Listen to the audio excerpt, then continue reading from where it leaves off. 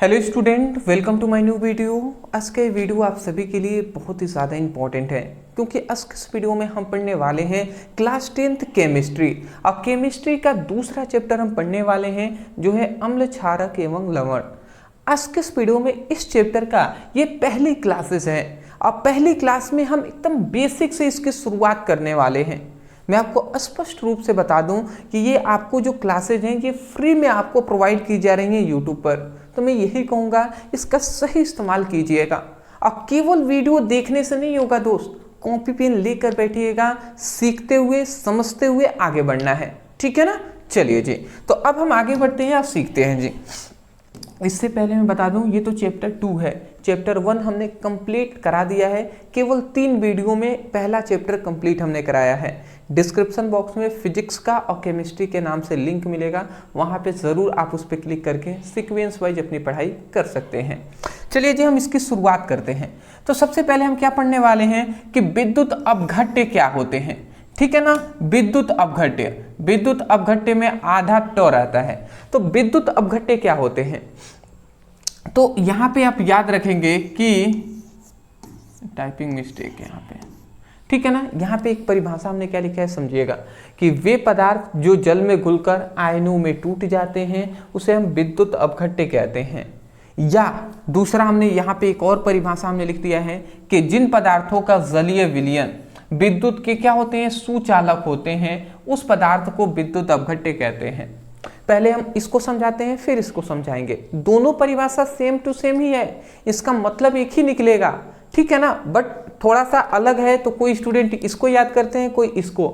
अब होता क्या है कि सभी को उतना ज़्यादा मतलब अभी आप क्लास 10th में आए हैं तो नॉलेज ना होने के कारण होता क्या है कि अलग अलग परिभाषा होने के कारण वो कंफ्यूज में हो जाते हैं, कंफ्यूजन में कि ये होगा या ये होगा। तो चलिए हम दोनों आपको समझाते हैं। सबसे पहले परिभाषा को मैं आपको समझाऊंगा। पहले तो इसको मैं इरेज कर दूं, ठीक है। यहां पे हम लिखते हैं वे, ठीक है ना। यहां पे मैं क्या लिखूंगा, वे, ठीक है ना। वे पदार्थ जो जल में घुलकर आयनों में टूट जाते हैं उन्हें हम विद्युत अपघट्य कहते हैं। जैसे कि एग्जाम्पल से समझिएगा। एग्जाम्पल जैसे ना जो NaCl होता है, जैसे कि NaCl, ठीक है। जैसे कि HCl, जैसे कि हमारा अदर बहुत सारे हो जाएंगे, ठीक है। जैसे CH3, COOH, ये सभी हमारे क्या हैं, विद्युत अपघट्य पदार्थ हैं, ठीक है ना। यहाँ पे आप देखेंगे तो जो NaCl है ये क्या है, अगर हम इसको जल में घोलेंगे ना, NaCl को अगर मान लेते हैं एक बड़ा सा बर्तन हमने ले लेते हैं, इसमें जल हमने क्या किया है, इसमें पहले से जल है मतलब H2O है, और हम बाहर से फिर से इसमें क्या मिलाते हैं, NaCl को मिला देते हैं, NaCl इसमें घोलते हैं। तो जो NaCl अगर हम घोलेंगे तो वो Na+ और Cl- में टूट जाएगा। कैसे टूटेगा, जो NaCl है ना, NaCl अगर हम इसको जल में घोलेंगे तो वो क्या हो जाएगा, Na+ और Cl- में टूट जाएगा। तो हम वही कह रहे हैं कि वे पदार्थ मतलब वे पदार्थ जो जल में घुलकर, मतलब किसमें, जल में घुलकर सरल आयनों में टूट जाते हैं। देख रहे हैं ना, आयनों में टूट गए हैं कि नहीं, आयनों में देख रहे हैं, घुलकर आयनों में टूट हो गए हैं, अलग अलग हो गए हैं, सोडियम अलग हो गया है, क्लोरीन अलग हो गया है। तो उस पदार्थ को ही हम विद्युत अपघट्य कहते हैं। समझ में आ गया आपको। जैसे कि HCl है, अगर हम HCl को घोलेंगे ना, HCl को, तो ये क्या हो जाएगा, H+ और Cl- में टूट जाएगा। तो देख रहे हैं ना कि वे पदार्थ जो जल में घुलकर आयनों में टूट जाते हैं, देख रहे हैं ना, आयनों में टूट गए, अलग हो गए, हाइड्रोजन अलग हो गया, Cl अलग हो गए। तो इसी पदार्थ को ही हम विद्युत अपघट्य कहते हैं। मैं आशा करता हूं आप समझ गए होंगे। परिभाषा क्या कहेंगे कि वे पदार्थ जो जल में घुलकर आयनों में टूट जाते हैं उन्हें विद्युत अपघट्य कहते हैं, ठीक है। चलिए, इतनी बात समझ गए। अब आते हैं हम दूसरे परिभाषा पे। दूसरा हमारा ये परिभाषा है कि जिन पदार्थों का जलीय विलयन विद्युत के सुचालक होते हैं उन्हें हम विद्युत, उस पदार्थ को विद्युत अपघट्य कहते हैं। जैसे कि मैं आपको समझाना चाहूँगा ठीक है, एक बड़ा सा हम बर्तन ले लेते हैं। यहाँ पे एक हमने यहाँ पे बर्तन ले लिए, ठीक है ना। अब इस बर्तन में, अब ये हमारे पास बर्तन है, अब इस बर्तन में हमने जल को घोल दिया है। इसमें जल है, पहले से जल इसमें, इस तरीके से जल इसमें भरा हुआ है। अब इस जल में हम क्या करते हैं, बाहर से NaCl को घोलते हैं। NaCl एक विद्युत अपघट्य पदार्थ है, तो हमें पहले तो अभी नहीं पता है कि विद्युत अपघट्य है, तो इसको जैसे ही हम घोलते हैं तो क्या होता है, Na+ को घोलते हैं ना, NaCl को, तो Na+ और Cl- में ये टूट जाता है, टूट जाएगा। तो जब ये टूट जाएगा तो अब ये आयनों में टूट गए ना, तो अब अगर हम इसमें विद्युत धारा प्रवाहित करेंगे ना तो इसमें बहने लगेगा। अगर हम इसमें विद्युत धारा बहाएंगे तो बहने लगेगा इसमें। तो ये क्या है, ये जो जलीय विलयन है विद्युत अपघट्य का, देखिए ये NaCl क्या है, NaCl है विद्युत अपघट्य, विद्युत अपघट्य, विद्युत अपघट्य है NaCl। अब विद्युत अपघट्य को हमने जल में घोला है, तो विद्युत अपघट्य का जलीय विलयन कह सकते हैं, जलीय विलयन कह सकते हैं ना। जल में हमने घोल दिया है तो विलयन बनेगा, तो विद्युत अपघट्य का जलीय विलयन हम इस घोल को कह सकते हैं जिसमें जल के साथ विद्युत अपघट्य है। तो हम यही कह रहे हैं कि हम क्या कह रहे हैं कि जिन पदार्थों का जलीय विलयन, मतलब जिन पदार्थों का जलीय विलयन क्या होता है, विद्युत के सुचालक होते हैं। विद्युत के सुचालक मतलब इसमें अगर हम धारा प्रवाहित करेंगे ना तो वो बहने लगेगा, तो वही हमारा क्या कहलाएगा, विद्युत अपघट्य कहलाएगा। तो जिन पदार्थों का जलीय विलयन विद्युत के सुचालक होते हैं उन पदार्थों को ही हम क्या कहते हैं, विद्युत अपघट्य कहते हैं। इसका भी एग्जाम्पल यही होगा जी, परिभाषा सेम ही है, अलग अलग बुकों में अलग अलग तरीके से परिभाषित किया गया है, तो कंफ्यूजन नहीं होनी चाहिए आपको, ठीक है ना। चलिए जी नेक्स्ट, अब दूसरा हम जानेंगे विद्युत अपघटन। देखिए विद्युत अपघट्य था, पहला हमने पढ़ा था, और ये है विद्युत अपघटन। देखिए मैं आपको पहले एक बात समझा दूं, यहाँ पे बहुत सारे स्टूडेंटों को कंफ्यूजन होता है। विद्युत अपघट्य, विद्युत अपघट्य हमने लिख दिया, और दूसरा विद्युत अपघटन, ठीक है। ये दो चीजें हमने लिखा हुआ है, यहाँ पे अपघट्य है, यहाँ पे अपघटन है। देखिए विद्युत अपघट्य क्या है, एक पदार्थ है, ठीक है ना। विद्युत अपघट्य एक पदार्थ है, जैसे कि NaCl, KCl हो गया, HCl हो गया, ये इस तरीके का पदार्थ है विद्युत अपघट्य। अब विद्युत जो अपघटन है ना, ये एक प्रकार की प्रक्रिया है। क्या है, एक प्रकार की होने वाली प्रक्रिया है, ठीक है। अब वो कौन सी क्रिया है इसको हम यहाँ पे जानेंगे। समझ गए, इतने बात समझ गए, विद्युत अपघट्य एक पदार्थ होता है, अब विद्युत अपघटन एक प्रक्रिया है जी, ठीक है ना। अब उस प्रक्रिया में क्या होता है, यहाँ पे हमने लिखा हुआ है कि किसी विद्युत अपघट्य, ध्यान से समझेंगे, यहाँ पे कह रहा है कि किसी विद्युत अपघट्य के जलीय विलयन में विद्युत धारा प्रवाहित करने पर उसे सरल आयनों में तोड़ने की प्रक्रिया विद्युत अपघटन कहलाता है। मतलब सिंपल सी बात यह है कि ये हमने एक बर्तन ले लिया, और इस बर्तन में यहाँ तक हमने जल को घोला हुआ है, इसमें जल पहले से है, इस बर्तन में पहले से जल है, और इसमें हमने बाहर से जैसे ही NaCl को मिलाएं, तो NaCl को हमने मिलाया ना, तो NaCl को हमने घोला है, तो NaCl अभी टूटा नहीं है, पर जैसे ही इसमें हम विद्युत धारा प्रवाहित करेंगे तब जाकर ये Na+ और Cl- में टूट जाएगा, समझ रहे हैं। तो उसी को हम क्या कहेंगे, इस प्रक्रिया को ही हम विद्युत अपघटन कहते हैं। तो वही बात कहा जा रहा है कि ये सबसे पहले जल के साथ विद्युत अपघट्य घुला है, तो हम कहेंगे ना विद्युत अपघट्य का जलीय विलयन है।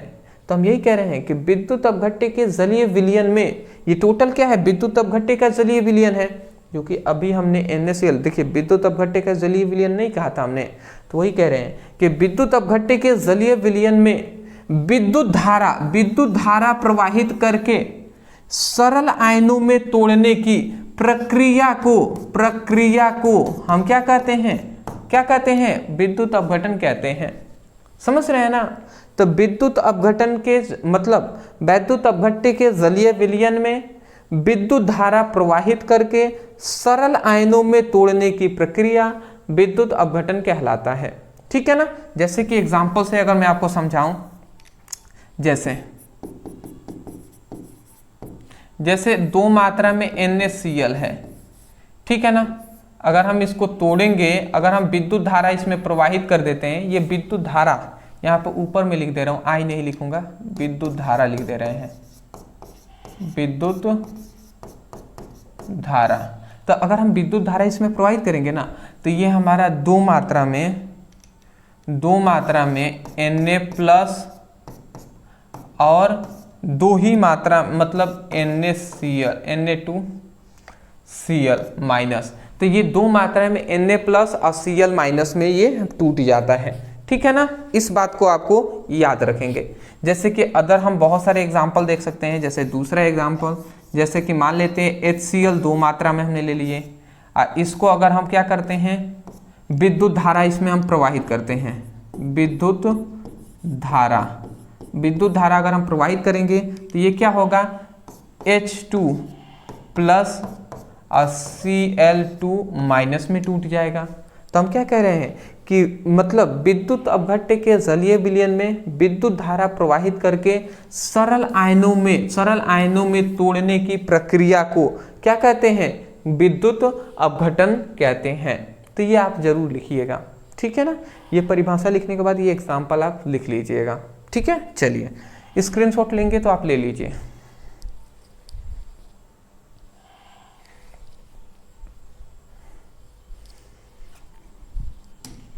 नेक्स्ट अगला हमारा आता है विद्युत वियोजन का सिद्धांत, जिसे हम आयनिक सिद्धांत के नाम से जानते हैं। देखिए एक बात मैं बता दूं, ये पहला चैप्टर हम शुरुआत किए हैं, तो अभी कुछ टॉपिक बेसिक जानेंगे, फिर हम जानेंगे अम्ल क्षार लवण क्या होते हैं। पहले कुछ बेसिक चीजें हैं, जानना जरूरी है। विद्युत वियोजन का सिद्धांत के नाम से भी जानते हैं या इसको आयनिक सिद्धांत के भी नाम से जानते हैं। अब देखिए यह सिद्धांत किसमें दिया गया था, 1887 ईस्वी को किन्होंने दिया था, आर्हेनियस नामक वैज्ञानिक ने दिया था। ठीक है ना। मतलब विद्युत वियोजन का सिद्धांत 1887 ईस्वी को आर्हेनियस नामक वैज्ञानिक ने दिया था। अब इन्होंने इस सिद्धांत में क्या क्या बातें बताई वो हमने यहां पर जाना है। चलिए एक एक करके समझ लेते हैं।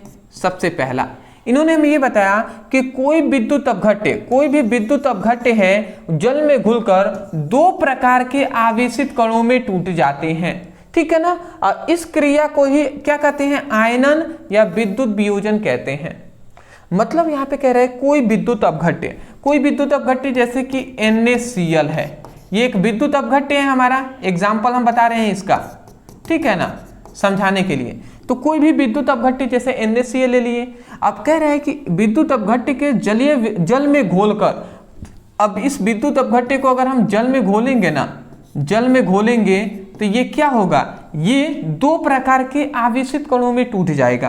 तो ये NaCl है तो Na प्लस और Cl माइनस में टूट जाता है। तो देख रहे हैं ना, दो प्रकार के आवेशित कणों में टूट जाता है। ठीक है ना। और इसी क्रिया को हम क्या कहते हैं, आयनन कहते हैं या विद्युत वियोजन कहते हैं।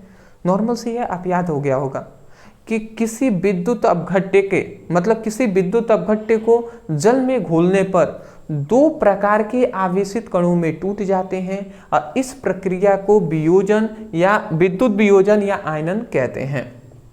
चलिए नेक्स्ट दूसरा हमारा आता है, इन आवेशित कण को आयनन कहते हैं। ये जो हमारे पास आवेशित कण ये मिले हैं, इन आवेशित कणों को हम क्या कहते हैं, आयनन कहते हैं। ठीक है ना।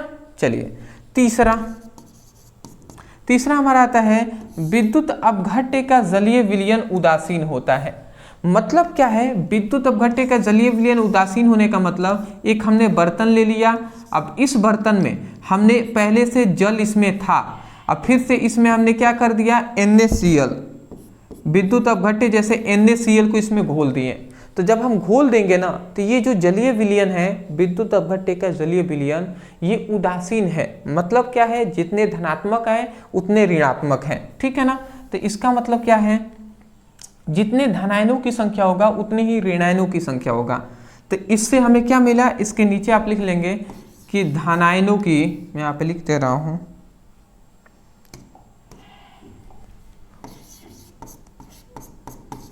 धनायनों की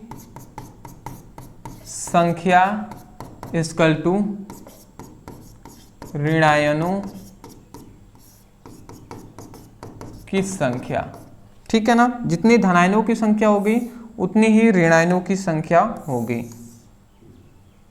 ठीक है, अगला हमारा नेक्स्ट आता है, वो हमारा क्या कह रहा है, आयनन की क्रिया उत्क्रमणीय होती है।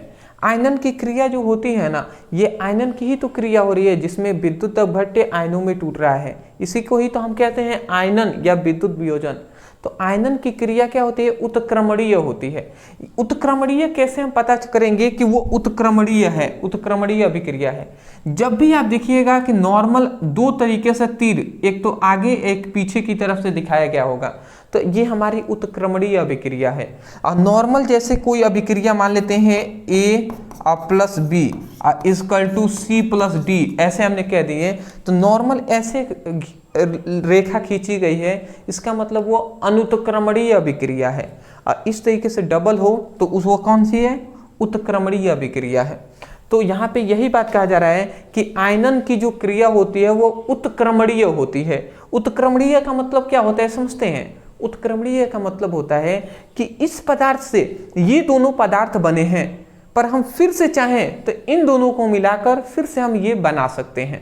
ठीक है ना, समझ रहे हैं, ये बातें हैं जी।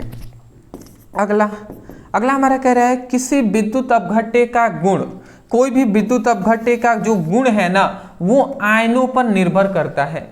अब ये जो NaCl है, इसका जो गुण है इसके आयनों पर निर्भर करेगा कि इस पर कौन कौन से आयन आ रहे हैं, कितने आयन हैं। ठीक है ना, अंतिम हमारा जो कह रहा है वो क्या है कि किसी विद्युत अपघट्य के विलयन की चालकता जो होती है वो आयनों की संख्या व आवेश पर निर्भर करता है। बिल्कुल सही बात है। कोई भी विद्युत अपघट्य का जो क्या है, विद्युत अपघट्य के विलयन की जो चालकता है, वो चालकता का मतलब समझ रहे हैं कि कोई भी विद्युत अपघट्य का, ये मान लेते एक बर्तन है, इसमें हमने जल को रखा हुआ है पहले से, इसमें हमने कोई विद्युत अपघट्य को घोल दिया, तो ये हमारा विद्युत अपघट्य का विलयन हो गया। तो अब इसमें कितने मात्रा में धारा प्रवाहित हो जाएगी, तो वही उसी को चालकता कहते हैं कि धारा अच्छे से प्रवाहित हो रही है ना, तो वही चालकता है हमारे। तो कह रहा है कि विद्युत अपघट्य के विलयन में, मतलब विद्युत अपघट्य के विलयन की जो चालकता होती है वो उसके आयनों पर, वो आयनों की संख्या पर व उस पे जो आवेश है उस पर निर्भर करती हैं। तो ये आप याद रखेंगे। मैं आशा करता हूं कि आपको समझ में आगे होंगे विद्युत वियोजन का सिद्धांत, जिसे हम आयनिक सिद्धांत के नाम से जानते हैं। पहले तो आप इसका स्क्रीनशॉट ले लीजिए।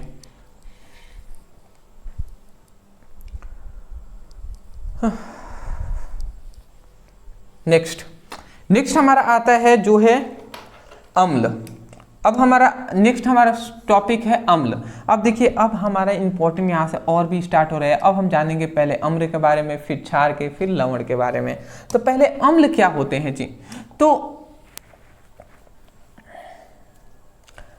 यहाँ पे एक चीज नहीं लिखा गया है क्या, ठीक है ना। आर्हेनियस के अनुसार जो अम्ल होते हैं वो पदार्थों में जल का, मतलब यहाँ पे ये कह सकते हैं हम, ठीक है ना। यहाँ पे थोड़ा सा मिस्टेक किया गया है टाइपिंग में। यहाँ पे आप आगे लिख लीजिएगा आर्हेनियस, मैं यहाँ पे लिख दे रहा हूँ।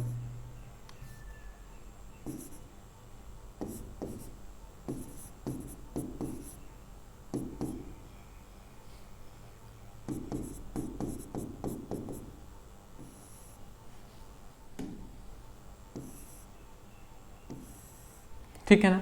तो आर्हेनियस के अनुसार वे पदार्थ, यहाँ पे क्या रहेगा, आर्हेनियस के अनुसार वे पदार्थ, यहाँ पे लिखेंगे वे। ये क्या है जी, टाइपिंग थोड़ी सी मिस्टेक हो जाती है, चलिए इसको मैं सुधार कर लेता हूँ, ठीक है ना। तो यहाँ पे हम क्या लिखेंगे, आर्हेनियस के अनुसार वे पदार्थ, ठीक है ना। तो अम्ल के बारे में परिभाषा क्या कहा गया, सबसे पहली बात पुरानी परिभाषा को बताते हैं। पुरानी परिभाषा ये कहा जाता था पहले कि वे पदार्थ जो स्वाद में क्या होते हैं, खट्टे होते हैं, स्वाद में खट्टे होते हैं। तो वो सभी वो पदार्थ क्या होंगे, वो सभी अम्ल कहलाएंगे। वे पदार्थ जो स्वाद में खट्टे होते हैं उसे अम्ल कहते हैं।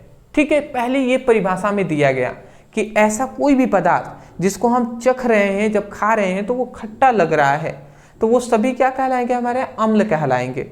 जैसे कि नमक को हम चखते हैं, नमक को जब हम खाते हैं तो क्या होता है, खट्टा महसूस होता है, तो वो हमारा क्या है, वो अम्ल है। तो ये हमें पहली परिभाषा ये दिया गया कि ऐसा कोई भी पदार्थ जो स्वाद में क्या होता है, खट्टा होता है, वो अम्ल कहलाता है। परंतु ऐसे बहुत सारे पदार्थ मिले ना जो स्वाद में खट्टे थे परंतु अम्ल नहीं थे, तो इस तरीके से ये फेल हो गया।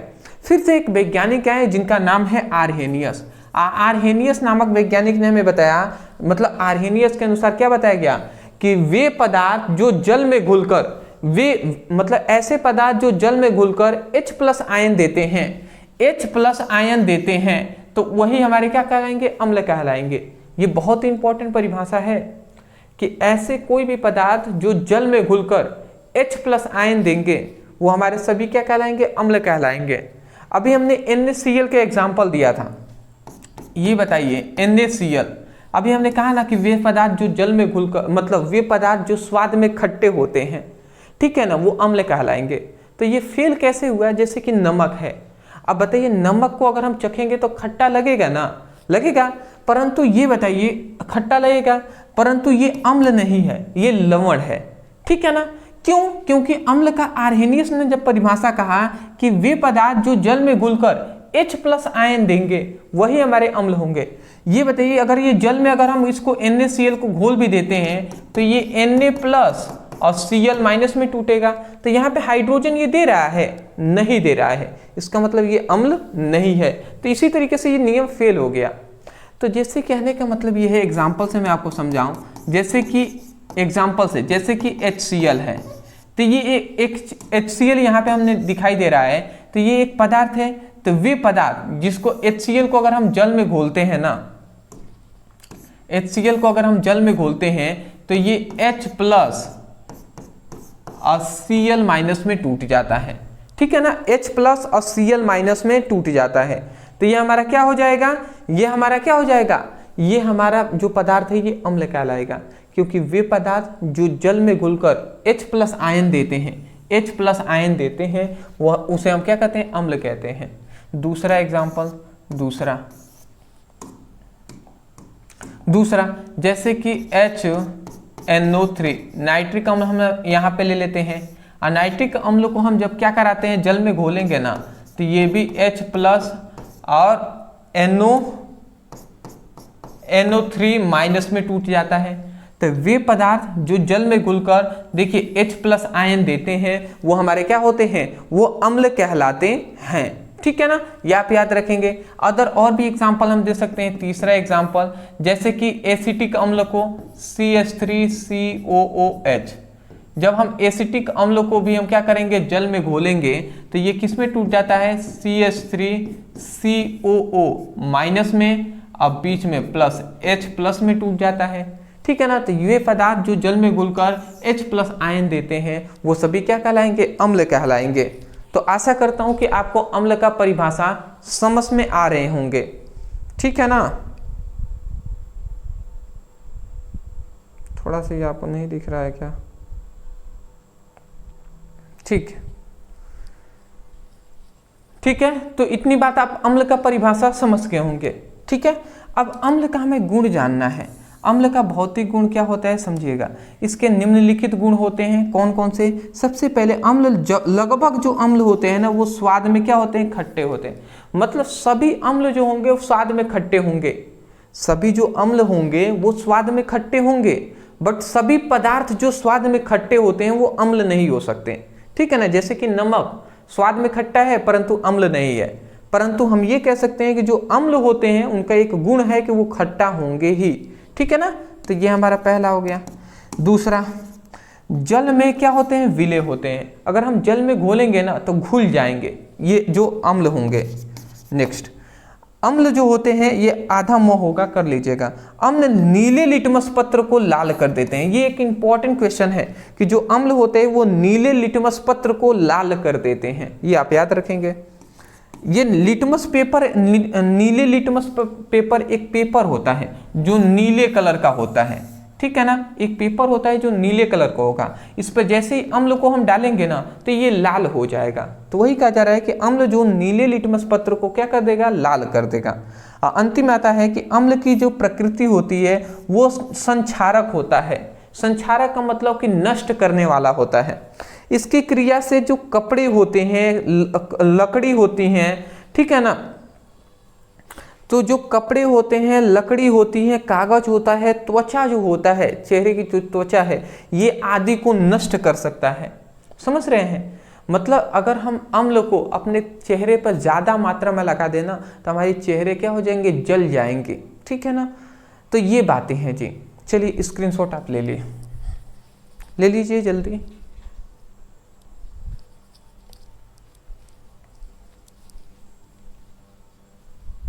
नेक्स्ट हमारा आता है क्षारक।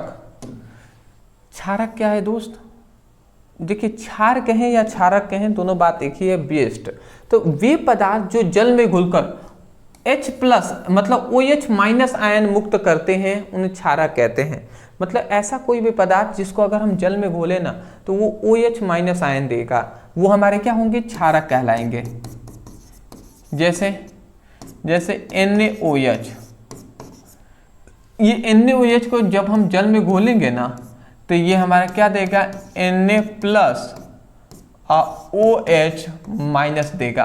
तो देखिए वे पदार्थ जो जल में घुलकर OH मतलब हाइड्रोक्सी आयन देते हैं, OH- आयन देते हैं, तो उन पदार्थ को हम क्या कहेंगे, उन पदार्थों को हम क्षारक कहते हैं, ठीक है ना। ये आप याद रखेंगे, ठीक है।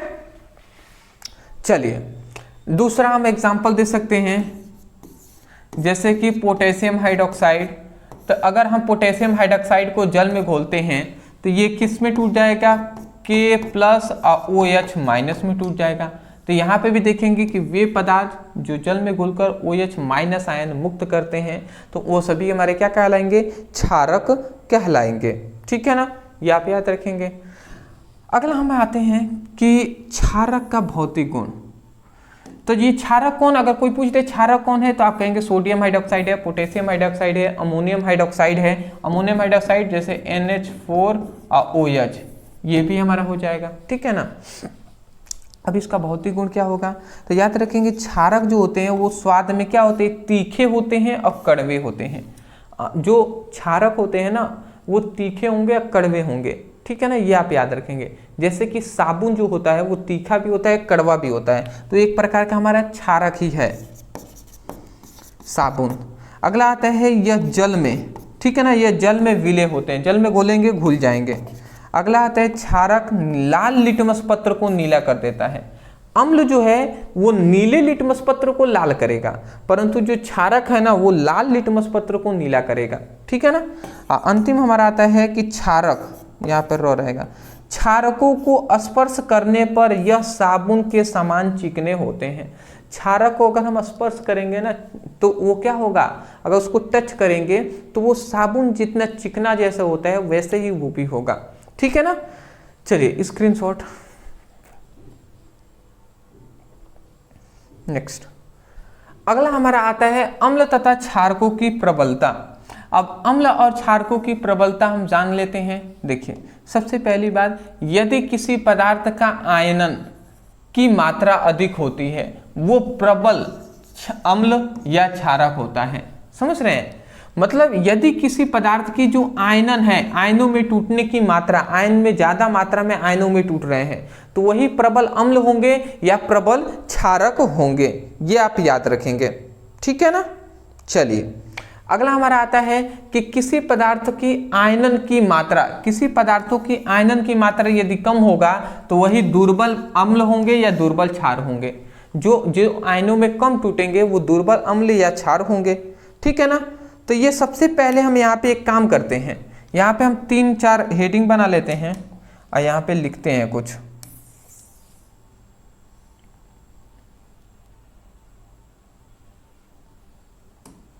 थोड़ा सा पतला ही बनाते हैं।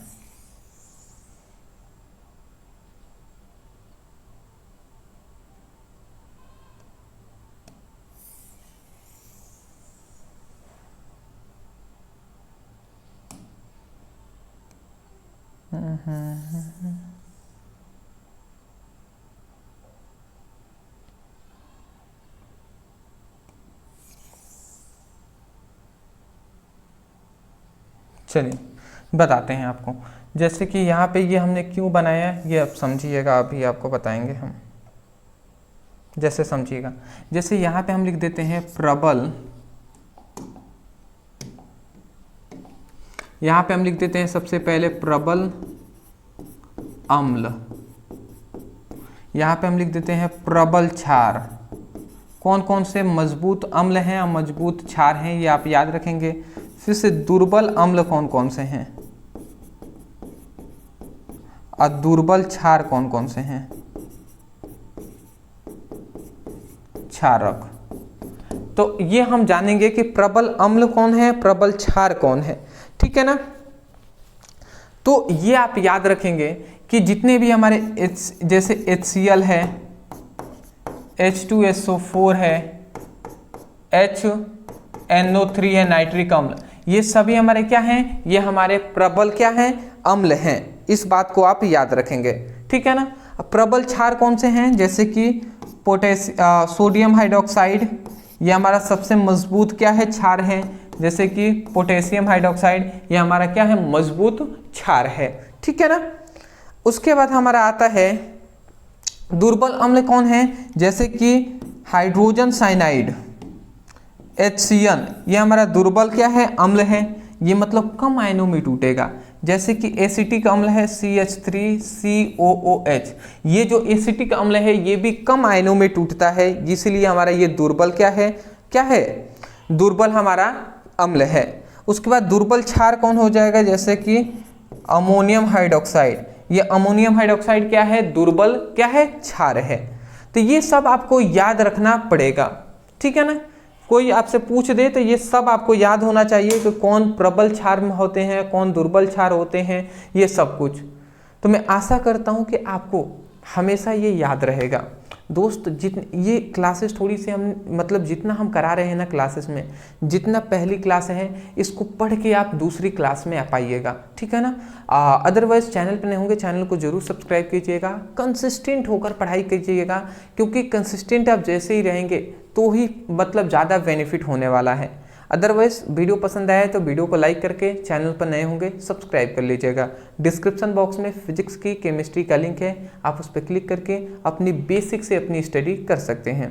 Thank you so much for watching this video. Thank you.